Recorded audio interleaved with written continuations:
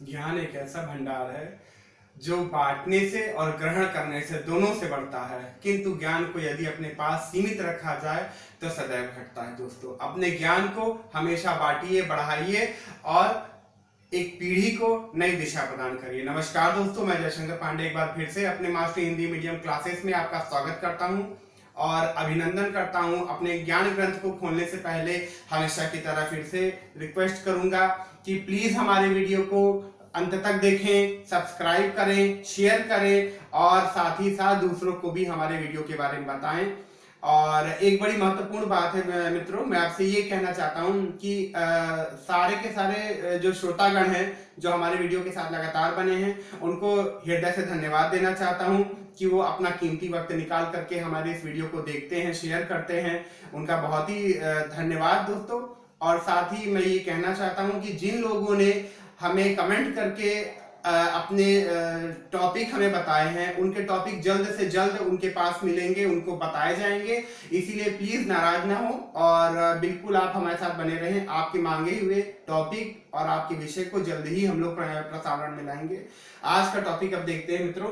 आज का टॉपिक बहुत ही यूनिक है, बहुत ही आसान है, लेकिन देखा जाए तो बहुत ही पेचीदा है।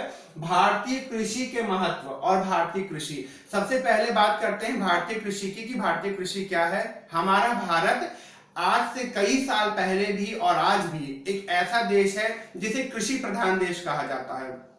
कृषि प्रधान देश इसलिए कहा जाता है क्योंकि हमारे देश में जो लोगों की जीविका का साधन है वो कृषि है। आज भी अगर आप बुजुर्ग लोगों से बातें करेंगे तो 100 में से 10 ही ऐसे लोग मिलेंगे जो ये कहेंगे कि मेरे पास खेती नहीं है या मेरा कहीं गांव नहीं है। अर्थात खेती होना और गांव होना किसी के पास भी इस बात का सबूत है कि हम लोग अपने मातृभूमि, अपने जहां पे हम लोगों ने जन्म लिया है, जन्मभूमि से काफी जुड़े हैं, काफी लगाव रखते हैं मित्रों। अगर भारतीय कृषि की हम लोग बात करें तो ये बड़ी ही अनोखी बात नहीं है। भारत में लगभग 72% आबादी आज भी गांव में रहती है दोस्तों। गांव से ही हमें राशन मिलता है, गांव से ही हमें अनाज मिलता है, गांव से ही हम लगभग अपनी आवश्यकताओं पे निर्भर रहते हैं। बने बनाए माल जो हम अपने प्रयोग में लाते हैं, चाहे वो वस्त्र हो, चाहे नहाने का साबुन हो, यहाँ तक कि चाहे हमारी दूध हो, चीनी हो, चाय की पत्ती की आवश्यकता भी हमारी लगभग गांव से ही पूरी होती है, क्योंकि उन सब के जो रॉ मटेरियल्स होते हैं वो हमें गांव से ही कलेक्ट करने पड़ते हैं। इसी प्रकार अगर हम भारतीय कृषि की बात करें तो भारत ही एकमात्र ऐसा देश है जहां विविध प्रकार की जलवायु उपलब्ध है, जहां पर बसंत भी पड़ता है, गर्मी भी पड़ती है और साथ में बरसात भी है और ठंड भी है। हम लोग सारे के सारे ऋतुओं के देश में रहते हैं। भारत को ऋतुओं का देश भी कहा जाता है। ना तो यहाँ ज्यादा सर्दी है, ना तो यहाँ पर ज्यादा गर्मी है। और सबसे खास बात, भारत के अलग अलग राज्यों में अलग अलग प्रकार के ऋतुएं हैं, अलग अलग प्रकार की मिट्टियां हैं। हम सबसे पहले उन तटीय इलाकों की बात करते हैं। जैसे कि आप सुने होंगे अधिकतर लोगों के मुंह से कि कलकत्ता में सर्दी नहीं पड़ती है, या दक्षिण भारत में या तमिलनाडु में सर्दी नहीं पड़ती है, या बंबई में सर्दी नहीं पड़ती है, गुजरात में सर्दी नहीं पड़ती है। इसका सबसे बड़ा कारण दोस्तों ये है कि ऐसे शहर जो कि महासागरों के किनारे हैं उनमें बहुत ज्यादा गर्मी नहीं पड़ती है, बहुत ज्यादा सर्दी नहीं पड़ती है। वहां का वातावरण हमेशा नम रहता है, जलीय रहता है। इसलिए वहां पर ऐसी फसल उत्पन्न होती है, ऐसी खेती की जाती है जिनको ज्यादा से ज्यादा जल की आवश्यकता होती है। इसके विपरीत हर एक जगह, हर एक शहरों में अलग अलग कृषि की जाती है, वहां की जलवायु और वहां के मौसम, वहां की मिट्टी के अनुसार।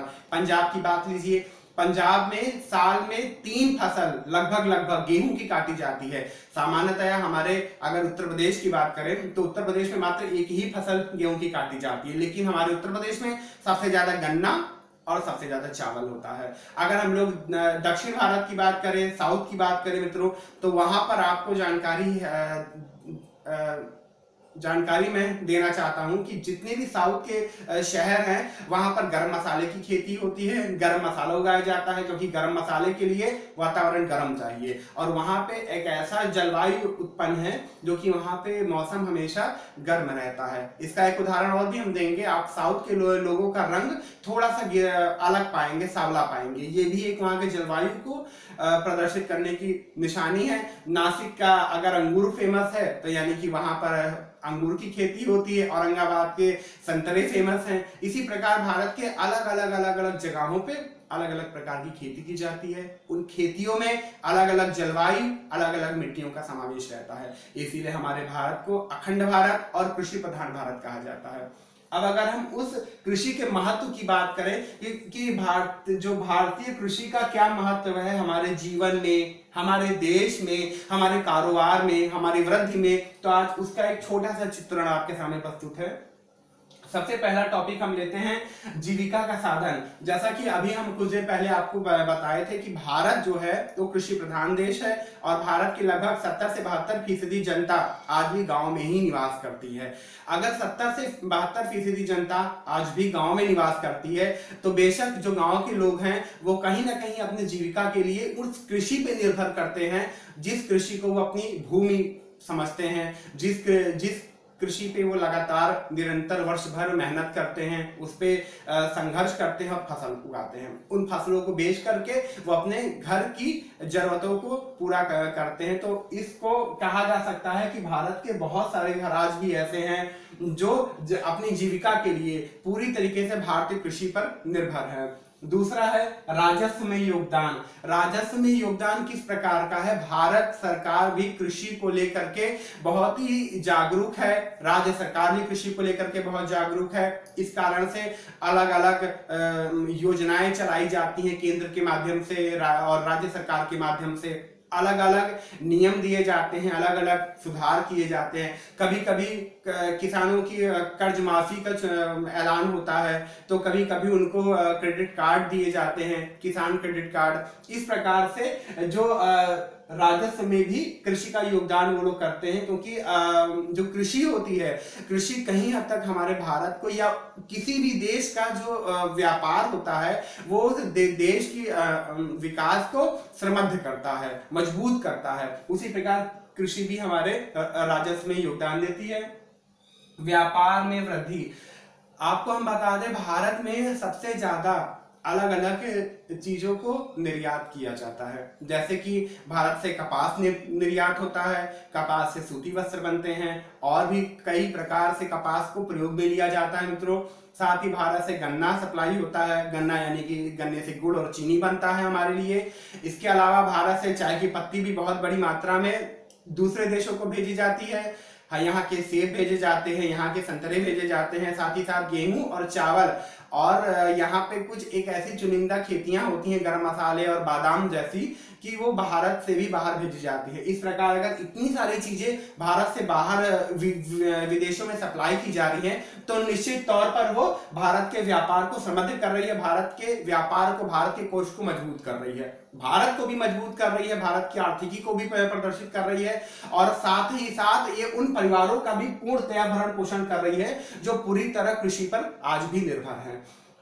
राष्ट्रीय आय में वृद्धि, अब क्योंकि इतनी सारी फसलें जा रही हैं भारत से बाहर तो जो उसका धन आ रहा है वो हमारे राष्ट्रीय आय को समृद्ध कर रहा है, मजबूत कर रहा है, उसकी रीढ़ की हड्डी को अच्छे से खड़ा रखने में सहायता प्रदान करता है। आपको जानकारी दे दे दोस्तों, भारत में जो राष्ट्रीय आय में जो सबसे बड़ा योगदान होता है वो होता है कृषि का। कृषि में 14.5% यानी कि 14.5% का योगदान राष्ट्रीय आय में है, जो कि किसी भी व्यापार से सबसे अधिक होता है। सबसे अधिक व्यापार राष्ट्रीय आय में योगदान दे रहा है कृषि 14.5 से।